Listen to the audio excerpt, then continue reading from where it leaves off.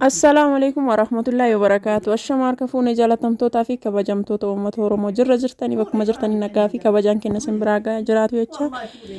Meeshaa aadaa hedduu babbareedan jechuudha. Hedduu midhaagaa akka aadaa fi aadaa kennaa fi duudhaa kenna nu bareechisan hedduu babbareedaa akka ta'e qabadhee isinii dhufee jira.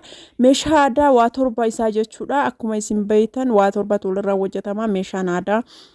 Akkasuma ammoo gosa gargaraatiin gosa garagaraatiin jira jechuudha. Aadaa Arsiitu jira, Abbaa Gadaatu jira. Aadaa barbaadan qabadhee isinii dhufee jira. Inni biraa ammoo carqii firaashaati. Carqiin firaashaa tiraasii wajjin jechuudha. Carqiin firaashaa kun karariin isaa garagaraa garuuyyuu gatiin isaa garagarummaa hin qabu tokkuma jechuudha. Diizaayinii isin barbaadanii hojjetama jechuudha. Carqiin firaashaa diizaayinii garagaraatiin diizaayinii hedduun adda ka ta'e jechuudha. Isin kanaan addaallee filachuu dandeettanii diizaayinii hedduu babbareedu jechuudha. Geexii garagaraa irratti hojjechuudhaan fakkeenyaaf amma wanta akka callee isin jira waan garagaraa kan irra hojjechuudhaan babbareechisuun ajajaan hojjetama. Namoonni ajajachuu barbaadan nu bira koottaa isiniin jedha. Akkana fakkaataa hedduu babbareedaa diizaayinii isin barbaadaniin akkaataa isin barbaadaniin irratti hojjetama jechuudha. Isin ammoo diizaayinii kanaan addaallee yoo barbaadan ofii keessanii diizaayinii barbaadan uumtanii ittiin ajajachuu dandeettanii inni baay'ee kanallee yoo barbaadan filachuu dandeettanii diizaayinii hedduu bareeduudha kan argaa jirtanii hedduu bareedaa baay'ee bareeda jechuudha. Diizaayinii tokko miti diizaayinii baay'ee qabadhee isinii dhufee jira. Isin ammoo kanneen keessaa ka barbaadan filachuu mirga qabda. Isin ammoo kanneen keessaa ka barbaadan filachuu mirga qabdan jechuudha. Akkamitti beeknaa gatiin isaa meeqaa jechuun keessaan waan hin oolle asirratti wanti isin beekuu qabdan akkana akka hojjetamu jechuudha. Tiraasiin carqiin firaashaa tokko jechuudha. Carqiin firaashaa tokko birrii 1000 carqiin tiraasii takkaatiin 450 jechuudha. Isin ammoo akkana diizaayinii kanaan haga barbaadan ajajachuu dandeettan jechuudha. Asumarraa hirreedanii ka firaasha sadii meeqa yootan birrii 3000 tiraas carqiin 12 meeqa jettanii akkasuma hirreeguu dandeettan jechuudha. Hedduu babbareedanii yoo barbaadan ammoo macaawashaa jedhamti isin xixiqqoon tunillee isillee biratti dabalachuu hin dandeettanii gatiin isii ammoo hin qannasa jechuudha.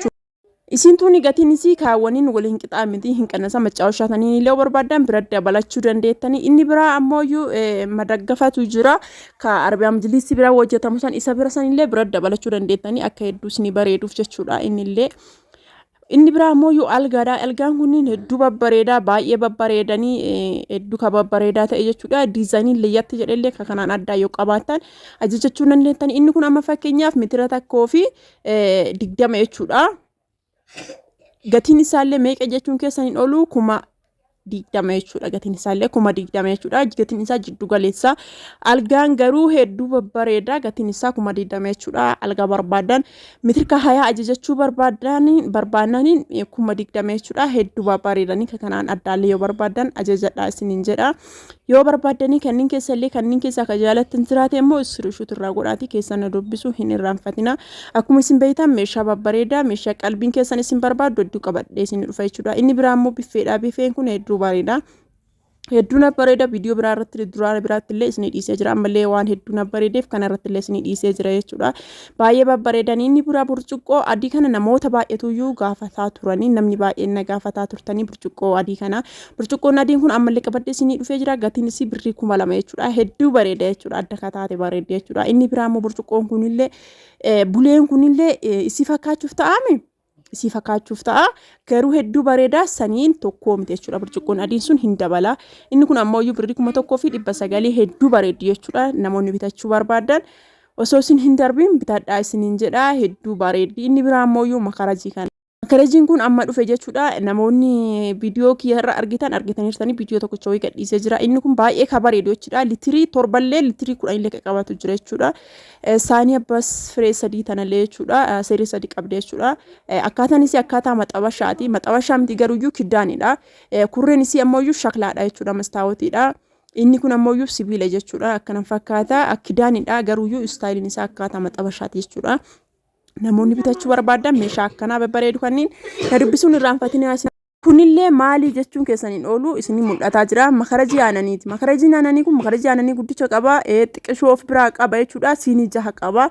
Hedduu ka bareedudha jechuudha. Masqamacaa qaba jechuudha. akkanatti fannoo kana qaba jechuudha. Inni illee hedduu bareeda jechuudha. Namoonni bitachuu barbaadan na dubbisaa isiniin jedha. Maankallee namni barbaadan jechuudha. Maankan diizaayinii baay'eedhaan jira. Maankaan kun fakkeenyaaf maankaa gurguddaan 6, xixiqqaan 6, shuukaa 6 fi albee 6 qaba jechuudha.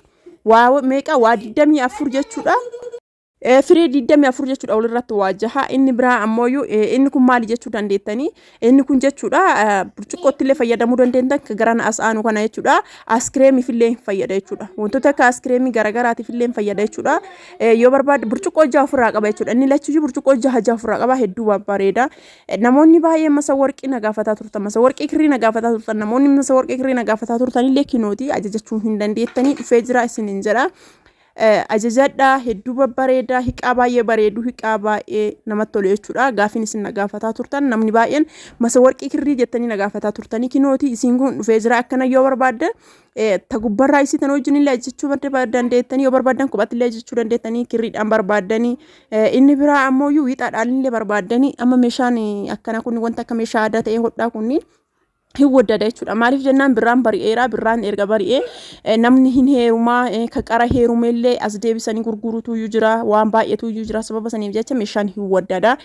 Meeshaa aadaatii fi meeshaa hodhaa qofa osoo hin taane meeshaan guutuun isaayyuu hiwwaddada. Namni ka heerumu malee kuwwan illee jechuudha. Warri mana jirullee akkuma midhaan argateen waa qamadii afu argatantu jira. Qamadii san gurguranii ittiin bitata jechuudha. Meeshaa manaa ittiin bitata namni jechuudha. Warra heerumu qofaa miti warroonni biraallee meeshaa manaa hin bitatan jechuudha. Yeroo birraa kana namni baay'een bitata hin beektanii. Kana qofaa miti kooboo garagaraa ta'ee geexiif girgiddaa irratti hojjetamu ta'ee safeedii garagaraa ta'ee namoonni ajajachuu barbaadan dafaatii ajajadhaa dafaatii bitadhaa isiniin jedha. Meeshaan kana darbinaan isin jalaa waddada ammayyuu hanga tokko dabalaa deemaa jira jechuudha. Parsantiin xiqqoon dabalaa deemaa jechuudha. Akkanuma dabalaa jechuudha. Namoonni hoggaa asitti bitachuu barbaadan daddafa bitadhaa isiniin jedha. Achi booda ammoo haga hoggaatitti isin jalaa waddada jechuudha. Hoggaatti yoo ta'e malee hin bu'u gannoo ta'e malee hin bu'u. Maaliif jennaan birraa kanarratti namni heerumuu hin bitata. Namni maatii manaatiif hin bitata jechuudha. Namni hin bitata meeshaa hin bitata jechuudha. Birraa kana sirri bitatan jechuudha. Sababa saniif jecha dafaatii bitadhaa namoonni meeshaa bitachuu barbaadan dafaa bitadhaa isiniin jedha. Wantoonni isin barbaadan guutuun hin jira jechuudha. Masoobii masa warqii irraa safeedii gindoo akkasuma meeshaan aadaa guutuun isaa walirratti barbaadanii meeshaan aadaa guutuun isaa fireen 7 jechuudha. 8,000 namoonni bitachuu barbaadan daddafaa bitadhaa isiniin jedha. Akkana fakkaata. Asumaan subscribe like share osoo hin godhin bira hin darbina. Inni biraa ammoo wantoonni irra deddeebi'anii himu namoonni baay'ee meeshaa osoo bitachuu hin barbaanne callisee nama deemsisee gatii kanallee gaafadhu namoonni namaan jettan waan akkasiisan dhiisaa isiniin jedha. Lakkoofsa bilbilaa fudhataatumaan bakka argitanii dhaqii gaafadhu namaan jettanii biyyi keenya jireenyaan ulfaata akkasitti namoonni bitachuu barbaadan daayirektii bitadhaa. Namoonni kuwwan ammoo nama hin deddeebisan isiniin jechuu barbaade yaada qabdan koomentii irra naa barreessaa. Horaa bulaa.